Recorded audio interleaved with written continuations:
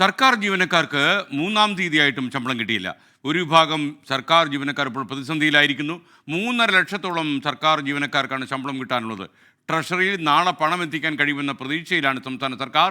എ.വി. ജയശങ്കർ തിരുവനന്തപുരത്ത് നിന്ന് ചേരുന്നു. Jaishankar, good morning.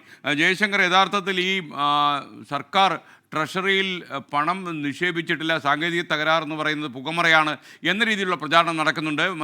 ധനമന്ത്രി കെ.എൻ. ബാലഗോപാൽ ഇതിനെക്കുറിച്ച് അഭിപ്രായം പറഞ്ഞിട്ടുണ്ടെങ്കിലും ആളുകൾക്ക് നല്ല സംശയമുണ്ട്. ഇത് സർക്കാരിൻ്റെ ഈ പണമില്ലാത്തതുകൊണ്ട് സാങ്കേതിക കാര്യങ്ങളെ കുറ്റം പറയുകയാണോ എന്ന്. എന്താണ് നമ്മുടെ അന്വേഷണത്തിൽ നമുക്ക് കണ്ടെത്താൻ കഴിഞ്ഞത്? Good morning SKN. സർക്കാർ നൽകുന്ന ഒരു വിശദീകരണം ETSBയിൽ കൃത്യമായി പണമുണ്ട്. പക്ഷേ ETSBയിലെ പണം പിൻവലിക്കുന്നതിന് ഇല്ലെങ്കിൽ മറ്റ് ജീവനക്കാരുടെ ബാങ്ക് അക്കൗണ്ടുകളിലേക്ക് മാറ്റുന്നതിന് സാങ്കേതിക ബുദ്ധിമുട്ടുകളുണ്ടെന്നാണ്. കേന്ദ്ര സർക്കാരിനടക്കം കഴിഞ്ഞ ദിവസം സർക്കാരിന് 4000 കോടിയോളം വിഹിതം ലഭിച്ചിരുന്നു. അത്തരത്തിൽ ശമ്പളം കൊടുക്കാൻ എല്ലാ മാസത്തെ പോലെയും ഏകദേശം ഒരു വിഹിതം സർക്കാരിൻ്റെ പക്കലുണ്ട്. പക്ഷേ അപ്പോഴും നിരന്തരമായി കഴിഞ്ഞ കുറേ മാസങ്ങളായി സർക്കാർ നേരിടുന്ന ഒരു ധനപ്രതിസന്ധി വലിയ തോതിൽ ബാധിച്ചിട്ടുണ്ട്. ഈ ഒരു ധനപ്രതിസന്ധി കൂടി ഇത്തരത്തിൽ ഒരു വിഭാഗം ജീവനക്കാരുടെ ശമ്പളം മുടങ്ങുന്നതിന് കാരണമാണ്.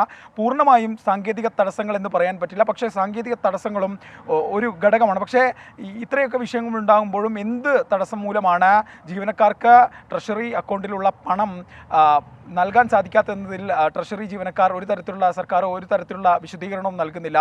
എല്ലാ പ്രശ്നങ്ങളും പരിഹരിക്കുമെന്നാണ് സർക്കാർ തലത്തിലുള്ള ഒരു വിശദീകരണം. വലിയ തോതിലുള്ള സാമ്പത്തിക പ്രതിസന്ധികളും ചില സാങ്കേതിക പ്രശ്നങ്ങളുമാണ് ഇത്തരത്തിൽ ചരിത്രത്തിൽ ആദ്യമായി 3 ദിവസം പിന്നിട്ടിട്ടും സർക്കാർ ജീവനക്കാർക്ക് ശമ്പളം നൽകുന്നതിൽ വലിയൊരു പ്രതിസന്ധി സൃഷ്ടിക്കുന്ന ഘടകം. അധ്യാപകരുൾപ്പെടെ 3.5 ലക്ഷത്തോളം ജീവനക്കാർക്കാണ് 3 ദിവസമായി ശമ്പളം മുടങ്ങുന്നത്. ഇത് ആദ്യമായി നടക്കുന്നൊരു സംഭവമാണ്. എന്തായാലും ഈ വിഷയവുമായി ബന്ധപ്പെട്ട് തിങ്കളാഴ്ച പ്രതിസന്ധികളെല്ലാം പരിഹരിച്ചുകൊണ്ട് ജീവനക്കാർക്ക് ശമ്പളം എത്തിക്കാനാകുമെന്നാണ് സർക്കാർ തലത്തിൽ ഔദ്യോഗികമായി നൽകുന്നൊരു വിശദീകരണം. ഇതുമായി ബന്ധപ്പെട്ട നീക്കങ്ങൾ അവധി ദിവസമായ ഞായറാഴ്ച പോലും നടക്കുന്നുണ്ട്.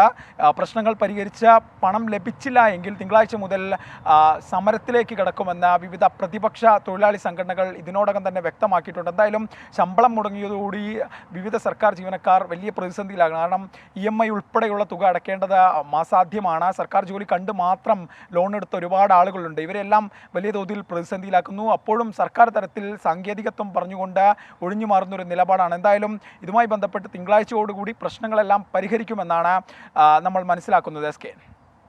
Okay, thank you A V. Jayashankar. എന്തായാലും ശമ്പളത്തിന് വേണ്ടി കാത്തിരിക്കുന്ന ജീവനക്കാർക്ക് നാളെയെങ്കിലും പരിഹാരം ഉണ്ടാകുമെന്നാണ് നമ്മൾ പ്രതീക്ഷിക്കുന്നത്.